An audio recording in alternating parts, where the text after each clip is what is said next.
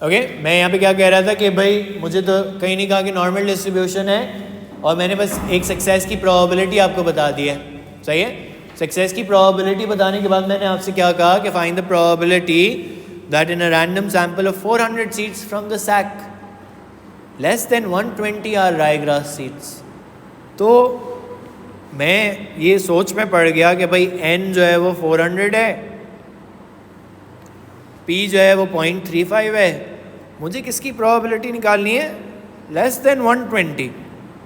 तो मैं अगर बाइनोमियल से करना शुरू करता हूँ तो 119, 118, 117, 16, 15 0 तक आना है, 100 प्रोबेबिलिटीज़ निकालनी पड़ जाएंगी। अनरियलिस्टिक बात है ना। तो आपसे ये वाला टॉपिक क्या कहता है कि जब n जो है वो बहुत बड़ा हो जाए, सही, इसकी दो और कंडीशंस भी होती हैं, but when n is large what you can do is you can use a normal distribution to approximate your binomial probability. You can use a normal distribution to approximate the probability. अभी भी approximation ही दिखाएगा और मैं एक सवाल में आपको करके दिखाऊंगा बाद में, सही है। तो conversion करनी पड़ेगी, सही। This topic is actually called conversion of a binomial to a normal distribution, सही है।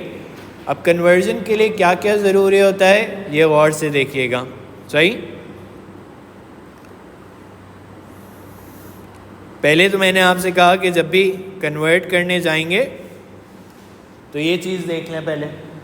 उसने कहा in section 7.2 which saw that x जो है वो बाइनोमियली डिस्ट्रीब्यूटेड है, लेकिन अगर आपको उसको नॉर्मल डिस्ट्रीब्यूशन में कन्वर्ट करना है तो आपको क्या दो चीज़ें चाहिए होंगी, म्यू और सिग्मा चाहिए होगा। म्यू क्या चीज़ होती है, मीन होता है। तो मीन ऑफ बाइनोमियल क्या होता है, मीन ऑफ बाइनोमियल क्या होता है, n इंटू पी। फॉर्मूला पढ़ाया था मैंने, NP और NPQ, दो फार्मूलाज पढ़े थे। तो म्यू कैसे निकल आएगा, हम कहेंगे म्यू निकल आएगा NP करके, और वेरिएंस कैसे निकलता है, NPQ करके। तो जब भी आपको बाइनोमियल डिस्ट्रीब्यूशन में नॉर्मल डिस्ट्रीब्यूशन इन्वॉल्व करनी है तो आप क्या करेंगे, आप बाइनोमियल आप म्यू और सिग्मा स्क्वायर की वैल्यूज़ कैलकुलेट करेंगे। ज़रा यहाँ पे आएँ अगले पेज पे और कैलकुलेट करके बताएं क्या कैलकुलेट करना है मुझे। मैंने कहा कि मुझे म्यू चाहिए होगा, कैसे निकालूंगा मैं, 400 इंटू 0.35, 140 हो गया। सिग्मा स्क्वायर कैसे निकलेगा, 400 इंटू 0.35 इंटू 0.65। P अगर 0.35 है तो Q कितना होगा, 0.65। NPQ होता है फॉर्मूला, ओके। कितना, 91। तो मुझे इसका म्यू और सिग्मा स्क्वायर पता चल गया, यानी मैं नॉर्मल डिस्ट्रीब्यूशन के बारे में सोच सकता हूँ कि भाई इसका n लार्ज हो गया है, बाइनोमियल अनरियलिस्टिक हो गई है, तो जो है मुझे कन्वर्ट कर लेना चाहिए, ओके। अच्छा, अब लेकिन कन्वर्ट करने से पहले एक सबसे ज़रूरी बात होती है, दैट्स कॉल्ड कंटिन्यूटी करेक्शंस। ये प्लीज़ गौर से सुनिएगा, समझ ना आए तो ज़रूर बताइएगा, ऑल्टरनेट तरीके होते हैं समझाने के, ओके। कंटिन्यूटी करेक्शन आपसे ये कहती है कि भाई आप एक डिस्क्रीट डिस्ट्रीब्यूशन से जब नॉर्मल डिस्ट्रीब्यूशन पे आ रहे होते हैं तो कुछ नंबर्स को आपने एडजस्ट करना होता है, सही है। इसका क्या मतलब होता है कि अभी मैं तुमसे सीट्स की बात कर रहा हूँ तो तुमने कहा 119 सीट हो सकती हैं, 120 सीट्स हो सकती हैं, 117, 18, 16 सब हो सकती हैं ना। एक एक मुझे पता है कि डिस्क्रीट वैल्यू क्या है, बट नॉर्मल डिस्ट्रीब्यूशन किसके लिए यूज़ होती थी, कंटिन्यूस वेरिएबल्स के लिए। कंटिन्यूस वेरिएबल्स क्या होते थे, वेट, हाइट। तो वेट 4.53 भी हो सकता है, 4.535 भी हो सकता है, 536 भी हो सकता है, कुछ भी हो सकता है। तो अगर मैं उस केस में जो है वो सिर्फ लेस देन 120 की प्रोबेबिलिटी निकालने जा रहा हूँ तो बाइनोमियल में तो मुझे 119 से स्टार्ट करना है। नॉर्मल में ऐसा क्या काम करूं कि मेरे पास एक्यूरेट प्रोबेबिलिटी आए, उस काम को जो है वो हम कंटिन्यूटी करेक्शन कहते हैं। सही? उसका मतलब क्या है कि आप जो है ये इमेजिन कर रहे हैं कि आपको किन नंबर्स की प्रोबेबिलिटी निकालनी है, इन सारे नंबर्स की ना।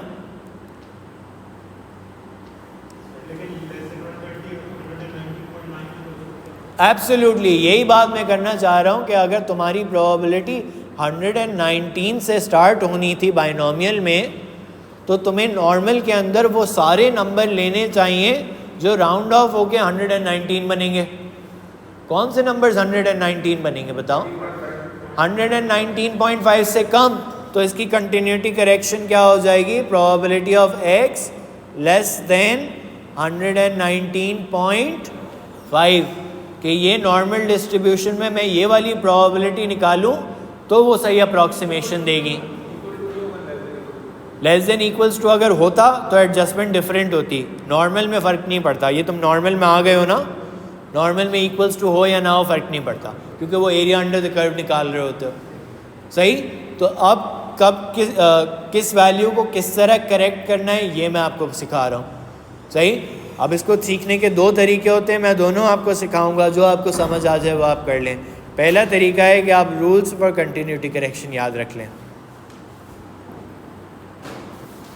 पहला तरीका ये है कि आप रूल्स फॉर कंटिन्यूटी करेक्शन याद रख लें। इसका मतलब क्या है? मैं 4 रूल्स आपको लिखवा रहा हूँ कि अगर आप probability of x less than a निकाल रहे हैं तो उसको आपने कंटिन्यूटी करेक्शन कैसे करनी है?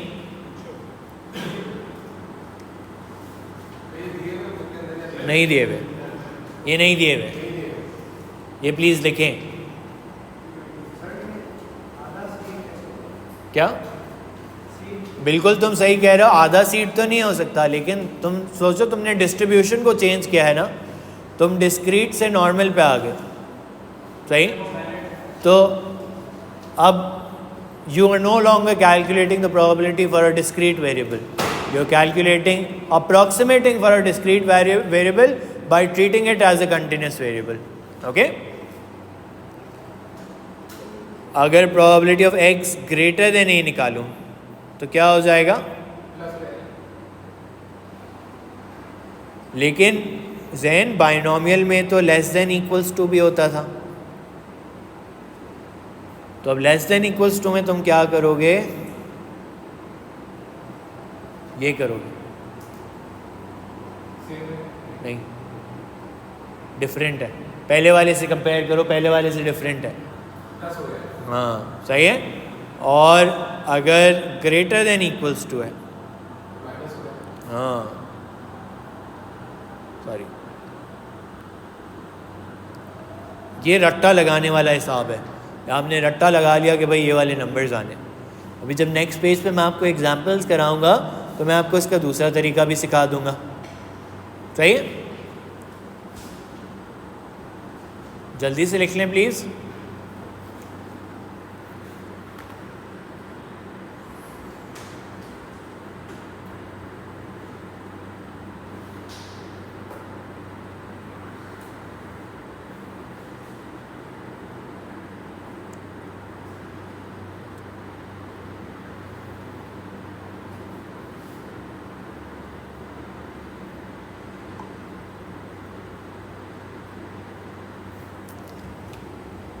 आगे बढ़ूं?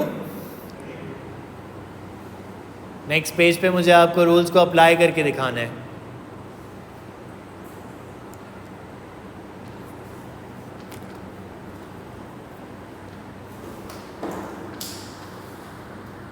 बंद करो।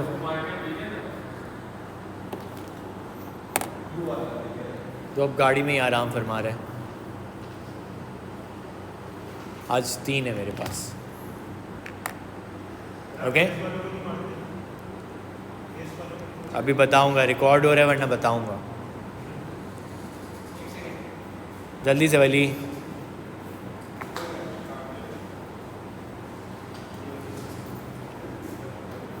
हो गया? अब अप्लाई करना सीखें। अब मैंने आपको 4 सवाल दिए। Write down the probability you need to calculate for y including the continuity correction. उसने कहा कि x को मैंने कन्वर्ट कर लिया y के अंदर and y is then normally distributed. तो मुझे बताओ जब मैं यहाँ पे लिखूँगा probability of y less than, क्या लिखूँ? लेस देन की क्या एडजस्टमेंट होती है? 14.5। चाहिए 0.5 माइनस कर दूंगा और इसकी प्रोबेबिलिटी कैलकुलेट करूंगा। पार्ट बी की क्या एडजस्टमेंट होगी?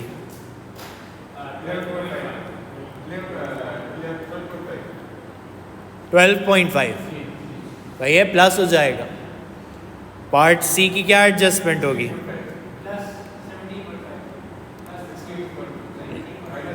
17.5 लेस देन और इक्वल्स टू में ऐड हो जाता है।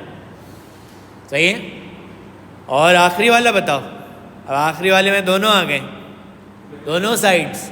तो पहले ग्रेटर देन इमेजिन कर लो, ये ग्रेटर देन 12 है, तो क्या एडजस्टमेंट होती थी ग्रेटर देन में? 0.5 ऐड हो जाएगा, 12.5 बन जाएगा।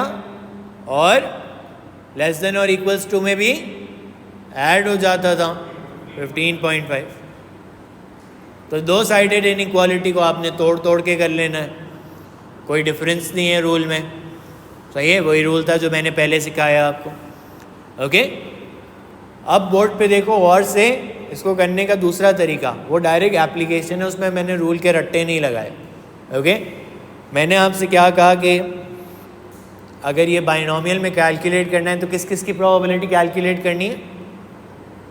13, 14 और 15। मैंने एक बाउंड्री यहाँ पे लगाई, एक बाउंड्री यहाँ पे लगाई। इस बाउंड्री से पहले नंबर कौन सा आ रहा है? 12.5। और इस बाउंड्री के बाद नंबर कौन सा आ रहा है? तो ये वही आंसर है जो मैंने यहाँ पे दिया। तो मैंने नंबर्स इमेजिन किए, बाउंड्री लगाई, अगर आगे बाउंड्री लगी है तो उससे आगे वाला नंबर, पीछे बाउंड्री लगी है तो उससे पीछे वाला नंबर। कहिए, एक और दिखाता हूँ मेरे को। क्यों नंबर आगे चेंज कैसे हो गया तुम्हारा? तो ये जब 15 था तो यहाँ पे भी तो तुमने 15.5 बताया था। लेस देन और इक्वल्स टू है ना, नंबर +1 तो कभी भी नहीं होगा ना, 0.5 ऐड या सब्ट्रैक्ट होगा। ओके, ये वाला देखो, आपने इसमें क्या इमेजिन किया था कि भाई आपने तो मुझे डायरेक्ट रट्टा लगा के बता दिया कि 0.5 ऐड कर दें। मैं तुमसे क्या कह रहा हूँ, आशल के इमेजिन करो कौन से नंबर्स हैं? 17, 16, 15, 14 एंड सो ऑन। यहाँ पे बाउंड्री है, बाउंड्री के बाद नंबर कौन सा आना चाहिए? तो तुमने यही किया हुआ है। तो ये एनालिटिकल तरीका है, वो चलता रहता है ना, नॉर्मल डिस्ट्रीब्यूशन तो चलती रहती है, इसलिए हम बाउंड्री दूसरी साइड पे नहीं लगाते। सही है? Does that make sense? Clear? So that is how you do it in the other method. That is how you do it by rote learning. Whatever you are comfortable with. आपकी choice है, भूलना नहीं है, बस भूलना नहीं है।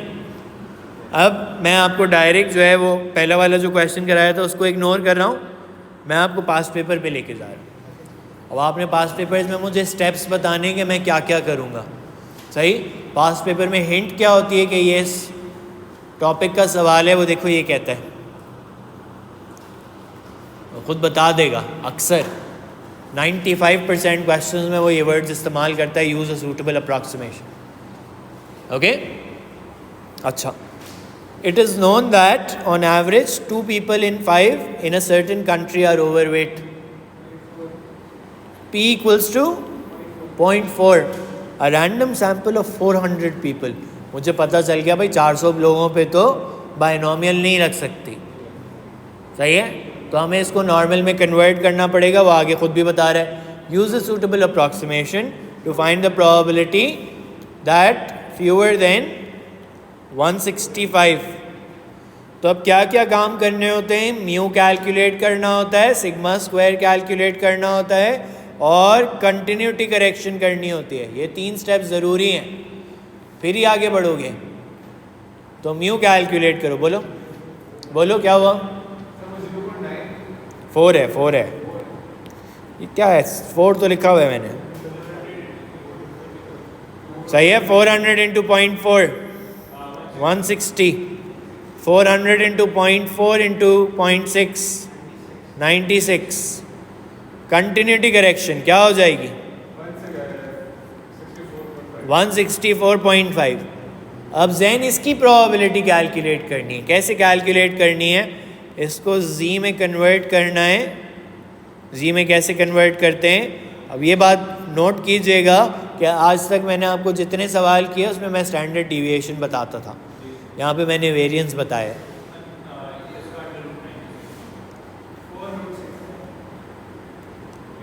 Decimals में बताओ।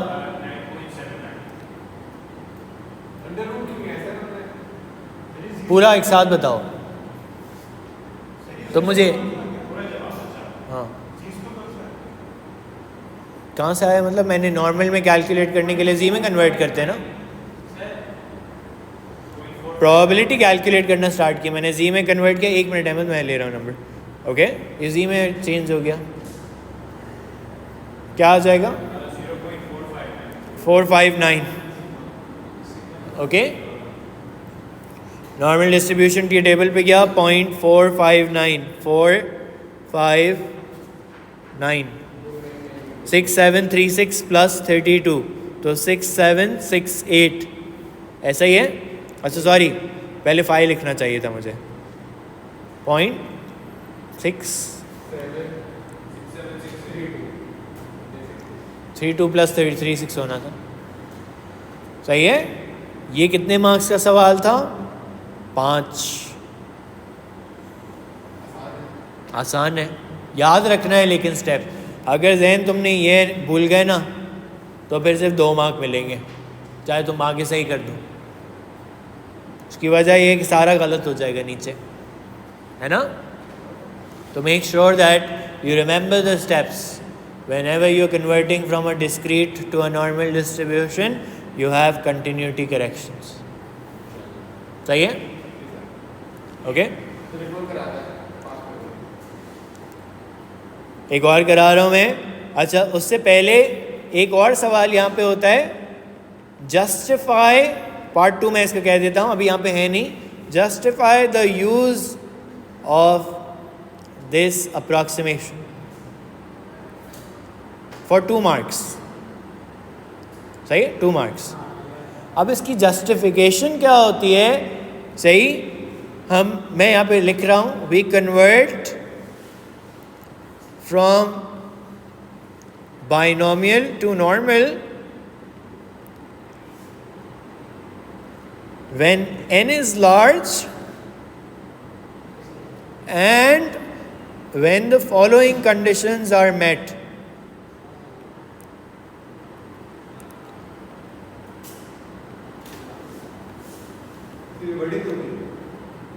मैं अभी कंडीशन बता रहा हूँ।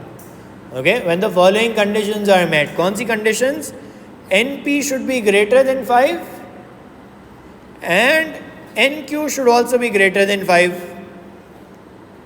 NP अभी निकाला था तुमने, क्या आया था? NP 160 आया, N60 आया था। तो क्या 160 ग्रेटर देन 5 है? सही है। NQ निकाल लो, NQ निकालो। 240 भी ग्रेटर देन 5 है। सही है। जब ये 2 कंडीशंस मीट होती हैं तभी जस्टिफाइड होती है normal distribution for a binomial question. उसके अलावा आप नहीं कर सकते। ये एक्चुअली जो होता है वो S1 में इतना रेलेवेंट नहीं होता है, S2 में ज़्यादा होता है, जहाँ एक और भी डिस्ट्रीब्यूशन होती है जिसको हम पॉइजन कहते हैं, उसकी अलग कंडीशंस होती हैं।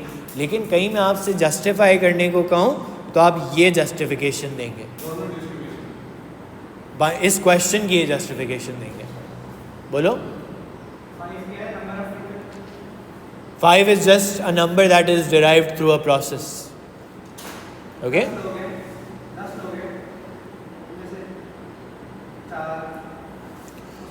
तुम नहीं वो एक्सपेक्टेशन को इमेजिन ना करो, क्योंकि NQ तो कोई एक्सपेक्टेशन नहीं होती। मैं तुमसे ये कह रहा हूँ कि ये एक आर्बिट्री नंबर है जो डिराइव हुआ हुआ है। इसी तरह एक और आर्बिट्री नंबर जो है वो ये होता है।